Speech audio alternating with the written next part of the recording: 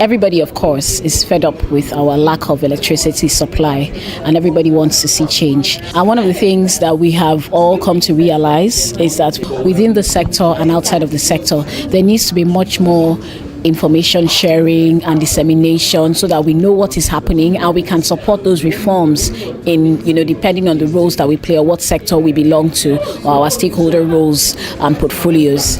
And from my organization, Public and Private Development Center, I think one of the things that we're going to be holding NERC to is developing a mechanism to make sure that they are not the only ones disseminating information, because they can't do it alone, but as a regulator, they can make regulations that ensure or that mandates the other players in the power sector to also distribute information, time spans, also time frames for distributing certain kinds of information that ought to be distributed proactively, information that ought to be distributed on request, and making sure that works. Now, when that information is also available, when we've finally gotten it and also gotten the frameworks, then we are going to play a pivotal role in making sure that perhaps we can create different kinds of materials, something that we need to discuss in detail and come up with a program of how we're going to make sure, this information gets to different people. The electricity worker, all that he needs to do is to be ready to be competent and to have a good character. And this I know they have, and they have been commended for that over the years. The private sector as it is now, they are the drivers now. They're in the engine room, so they have everything to do with it. They have to come to terms, with the fact that the worker is the most important thing in the workplace after the machines, and they need to be trained, and they need to be consulted when decisions are taken. One of the things that I think has been very, very key in this discussion is transparency, and that we should certainly have plans that everybody and every Nigerian is aware about and can monitor and police.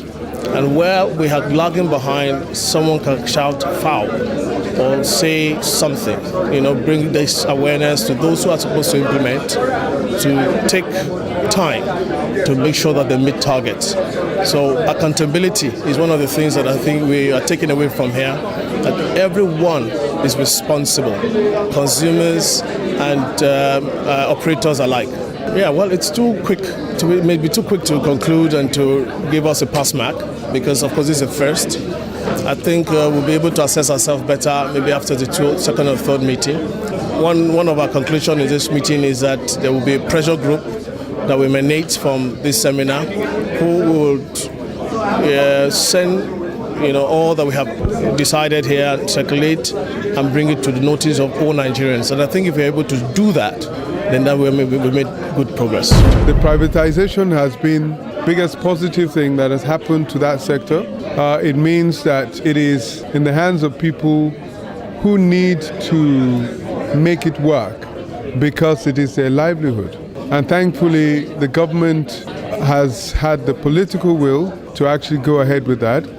Now, in terms of how long should we be patient for, the fact of the matter is that this is a sector that has been lying fallow for a long time, for, like you said, about 30 years. So if you imagine that all the infrastructure we have has not been revamped for that length of time, or has been done intermittently when it should have been done regularly, then you can imagine that we actually first need to recalibrate, as it were. We need to get our act together first before we can move forward. We have to move back first of all, and then we can move forward. It's not like the reform is coming. The reform has started.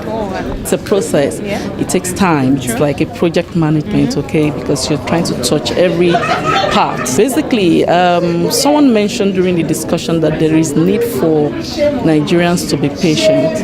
I agree with him that there is need for Nigerians to be patient, but I also agree that the reason why Nigerians are agitated is because we don't have enough information, that is broken down to people's level, that helps people manage expectation. So people just imagine that once the reform happens, all of a sudden, lights will just move from 3,000 megawatts to 40,000 megawatts like a miracle. But it's not going to work that way, because there are a lot of technical things, a lot of technical engineering, structural framework, regulations, policies that has to be in place, a lot of engagement, brainstorming sessions. So it's a whole lot of work. But the people that should enjoy the benefits of the work going on do not understand what is going on, the timelines for what is going on, how it's going to affect them, and how it's going to be delivered onto them. So basically, that is the challenge we have in the sector right now. The takeout of this forum today is the commitment of your firm to bridge that gap by, relating with all stakeholders and bringing everything to the table and presenting it to the consumers. And this is not about politics, because some people say, oh, what happens? It doesn't matter what happens next year. These things were driven by policies and regulations, so they are sustainable, and the timeline for the implementation and delivery will still work as expected. Yeah, there might be some delays, which will be due to people like you and I also not doing one or two things that we should be doing in the value chain of implementation. The power sector problem in Nigeria is actually everybody's problem.